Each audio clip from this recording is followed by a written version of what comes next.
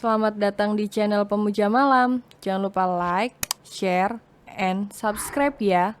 Terima kasih.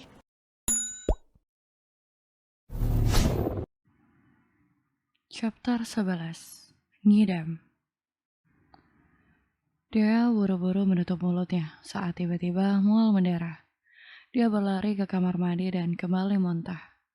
Namun yang keluar hanya cairan bening, bukan makanan yang dia makan saat sarapan tadi. Tapi mual ini sungguh menyiksa. Astaga, kenapa lagi ini? Gumam dia. Dia duduk di tepi ranjang dan menghapus poluh di kening. Ini bukan yang pertama kali, tepatnya sudah 3 hari dia mengalami mual seperti ini. Saat pagi hari, nanti setelah siang keadaannya akan membaik sendiri. Lama terdiam dan hanya mendengar deru nafasnya sendiri, akhirnya dia menyadari satu hal tentang kemungkinan jika dia tengah hamil. Mulut dia menganga, dia menyentuh perutnya yang masih rata. Astaga, benarkah? Dia mulai bertanya-tanya, mulai berharap jika dugaannya itu adalah benar. Memiliki anak dari pria yang dicintainya adalah harta terindah bagi Dea. Tidak peduli jika kini dia hidup sendiri, justru kehadirannya akan membuat dia tidak kesepian. Dia mulai tersenyum, makin dia elus perutnya sendiri dengan sayang. Benarkah kamu ada di sini, sayang? Tanya Dea. Dia menunduk melihat perutnya dan senyum wanita cantik ini semakin lebar. Pergi dari Arden, dia menuju kota es. Dia sadar bahwa Arden akan mencarinya meski ke ujung dunia. Dan dia tahu pasti akan mudah bagi Arden untuk menemukan dia. Karena itulah dia merubah semuanya. Merubah penampilannya dan juga merubah namanya. Dia memotong rambut panjangnya hingga sebau, juga menggunakan nama Sandra untuk disematkan padanya. Tiap keluar dari rumah kontrakannya, dia akan merias diri dengan tampilannya begitu berbeda. Bukan seperti dia yang dikenal oleh Arden. Seminggu ketika sampai di kota ini, dia sudah mendapatkan pekerjaan sebagai pelayan di salah satu kafe ternama. Tampilannya yang menarik membuatnya mudah untuk diterima. Apalagi saat itu pihak kafe sedang membutuhkan tambahan pelayan dalam waktu cepat. Seolah semuanya memang sudah terencana jika pekerjaan itu untuk dia. Beberapa hari lalu ada beberapa orang yang mendatangi meja kasir dan menanyakan tentang Deandra Rahman, beserta fotonya. Dia tahu itu adalah suruhan Arden, namun dia hanya diam pura-pura sibuk bekerja. Dan tidak ada pula satupun orang di sana yang mengetahui keberadaan wanita itu. Dia sangat senang saat mengetahui Arden mencari dia, namun juga sedih karena tahu jika Arden pasti kesepian. Namun apapun yang terjadi, dia coba bertahan, tidak ingin lemah dengan perasaannya sendiri. Dia yakin antara dia dan Arden hanya butuh waktu. Sampai akhirnya mereka bisa saling melupakan dan memulai hidup yang baru. Iya, dia yakin itu. Meskipun sebenarnya dia sudah menutup hatinya rapat-rapat, selamanya dia akan memilih hidup sendiri. Karena itulah dia pun sangat bahagia saat menyadari mungkin saja dia hamil. Ada anak ini, dia tidak akan sendiri lagi. Pagi itu sebelum pergi ke kafe, dia pergi ke apotik dan membeli sebuah tespek. Dia bahkan langsung menggunakan tespek itu dengan menumpang di kamar mandi apotik. Dan hasilnya adalah 2 garis merah. Dia menangis, dia sangat bahagia. Anak kita. Dia menggigit bibir bawahnya agar tangisnya tidak pecah. Buru-buru, dia menghapus air mata dan membenahi riasannya, lalu keluar dari sana dengan bibir yang tersenyum lebar. Seperti membuka lembaran baru, dia akan melakukan apapun untuk anaknya ini, termasuk bekerja keras. Dengan segera, dia menuju kafe tempat dia bekerja, Cafe Moonlight. Sandra, cepat ke ruang rapat, ada briefing. Ucap Fanny, teman baru dia. Dia pun mengangguk dan dengan tergesa meletakkan tasnya di loker. dan menyusul langkah kaki Fanny. Sedikit berlari menuju ruang rapat. Setiap malam minggu di Cafe Moonlight akan ada sebuah pertunjukan musik, diisi oleh artis-artis ternama dan kali ini bintang tamunya adalah penyanyi wanita yang tengah naik daun, Mahila Dimitri. Dea yang mendengar nama itu pun ikut tersenyum pula. Dia pun menjadi salah satu penggemarnya. Briefing berjalan selama 30 menit. Pembagian tim untuk menyambut acara malam minggu 2 hari lagi. Dea, Fanny, dan 2 rekan mereka yang lain ditugaskan untuk melayani tamu di bagian depan, meja VIP. Nanti mereka akan stay di tempat khusus dan bergerak ketika ada pesanan dari meja-meja VIP itu. Tiap malam minggu kafe tidak dibuka secara umum, namun tamu-tamu yang sudah melakukan reservasi sebelumnya. Kebanyakan tamu yang datang adalah dari kalangan atas, dan ini adalah kali pertama dia mengikutinya. Dandan yang cantik, bahkan pengunjung wanita akan memberi kita tips kalau mereka menyukai kita. Ucap Fanny dengan tersenyum antusias. Tiap malam minggu adalah hari yang dia tunggu, karena dia pun bisa menikmati pesta itu pula. Benarkah? Tentu saja, mereka semua sopan, orang-orang kaya yang sedang ingin menikmati hidup. Dia pun tersenyum, semangatnya semakin terpancing. Ketika berbicara dengan Fanny, tanpa sadar dia menyentuh perutnya. Sangat bersemangat demi sang anak. Kenapa perutmu? Sakit? Kamu belum sarapan? Makanlah dulu. Dia tersenyum kikuk. Aku sudah sarapan kok, ayo kita bersihkan meja. Kini giliran Fanny yang mengangguk dan mereka segera mulai bekerja.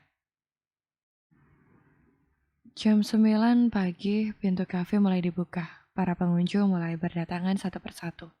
Setiap orang yang datang ke sana pasti mengabadikan momen mereka dan membaginya di media sosial. Kak, bisa minta tolong? Ucap salah satu pengunjung wanita pada Dea. Dia pun mendekat dan mengangguk kecil. Tolong ambilkan foto kami bertiga. Baik, Nona. Dea mengambil ponsel milik Nona muda itu. Membuatnya ingat jika kini dia tidak memiliki ponsel. Terbesit dalam benaknya nanti dia membeli ponsel kecil saja, cukup untuk kirim pesan dan panggilan telepon. Ini Nona, ucap dia seraya mengembalikan ponsel itu pada sang pemilik. Terima kasih Kak. Sandra, jawab wanita itu setelah membaca tanda pengenal dia di bagian dada kirinya. Dia pun tersenyum seraya menundukkan kepalanya memberi hormat. Tersenyum adalah peraturan wajib yang harus dilakukan oleh semua karyawan di kafe ini. Saat jam istirahat tiba, semua karyawan kafe Moonlight makan secara bergilir. Ada yang makan dan ada juga yang jaga. Jadi pesanan para tamu masih bisa dilayani. Apalagi di jam seperti ini. Kafe sedang padat-padatnya. Jam istirahat di kafe ini ada 2, jam 12 siang dan 6 sore. Buka dari jam 9 pagi sampai jam 9 malam. Sementara di akhir pekan, buka dari jam 10 pagi sampai jam 10 malam. Tenang, San, waktu kita 30 menit, tidak perlu terburu-buru. Fanny mengingatkan saat melihat dia makan dengan tergesa. Padahal bukan karena dia terburu-buru, tapi memang perutnya sudah lapar. Baiklah, aku akan pelan-pelan, jawab dia. Makanan ini enak sekali. Sepertinya kamu menyukainya, sayang.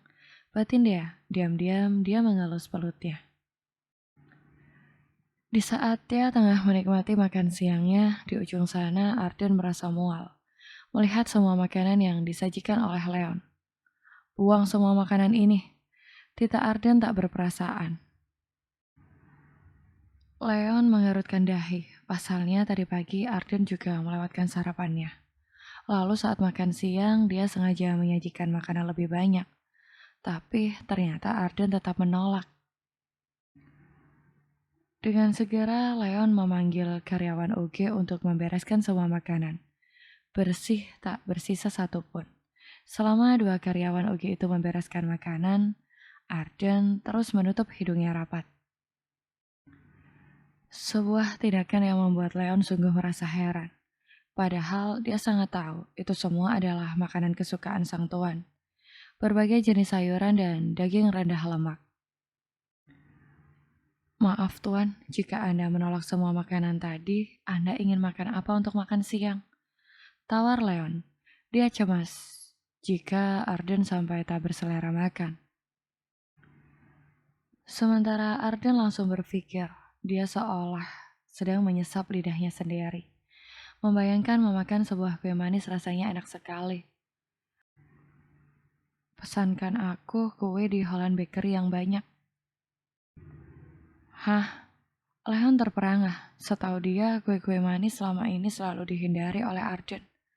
Tapi Leon tidak bisa mencegahnya. Akhirnya, Leon memesankan banyak kue manis untuk tuannya itu. Dan Arden melahapnya hingga habis separuh, bukan hanya kenyang. Namun Arden juga merasa sangat bahagia. Keesokan harinya kejadian ini kembali terulang. Leon yang sedari kemarin sudah merasa aneh pun, akhirnya memberanikan diri buka suara. Dia ingin tuannya kembali seperti dulu. Leon tidak ingin kepergian Dea merusak hidup tuannya. Tuan, bolehkah saya mengatakan sesuatu di luar pekerjaan? Pinta Leon, dia berdiri di samping Arden yang sedang memakan kue manis. Lagi-lagi hanya kue manis yang bisa masuk ke dalam mulutnya. Katakan, apa Anda tidak merasakan suatu keanehan? Apa maksudmu? Tiap pagi Anda mual, Anda tidak pernah lagi makan nasi selama beberapa hari ini. Dan selalu memakan kue manis itu. Kue-kue itu tidak baik untuk kesehatan Anda, Tuan. Terang Leon panjang lebar. Apa maksudmu tidak baik? Kue ini adalah makanan yang aku suka. Balas Arden, matanya mulai berkaca-kaca. Teramat sedih saat mendengar Leon mengatakan makanan yang dia suka tidak baik untuk kesehatannya. Bukan seperti itu maksud saya, Tuan. Hanya saja ini aneh. Leon gelagapan sendiri saat melihat Arden yang seperti mau menangis. Kini, dia seolah sedang dihadapkan dengan seorang anak kecil. Bukan tuannya, Arden Harwell. Akhirnya Leon membiarkan Arden memakan semua kue manis itu. Lalu dengan sengaja, dia meminta salah satu karyawan OG untuk masuk dan membawa makanan lengkap nasi, ikan, dan sayur dalam satu piring, dan menyajikannya di meja. Namun seketika itu juga Arden mendadak mual. Dia langsung berlari ke kamar mandi dan memuntahkan semua kue yang dia makan. Leon membantu untuk menenangkan tuannya itu. Maafkan saya, Tuan, tapi saya memang sengaja melakukan ini agar bisa membawa Anda ke rumah sakit. Kita harus tahu kenapa Anda jadi berubah seperti ini. Batin Leon, dia memijat tengkuk tuannya yang sedang muntah. Lebih baik sekarang kita ke rumah sakit, Tuan. Iya, jawab Arden lemah. Arden memang tidak ingin jatuh sakit. Dia harus sehat dan kuat, agar bisa segera menemukan Dea. Saat itu juga Leon membawa Arden untuk datang ke rumah sakit Royal Dutch, salah satu rumah sakit terbesar di kota ini. Leon juga langsung membuat janji temu dengan salah satu dokter umum di rumah sakit itu, Laluna Dutch. Setelah menempuh perjalanan beberapa menit, akhirnya mereka sampai. Bersambung.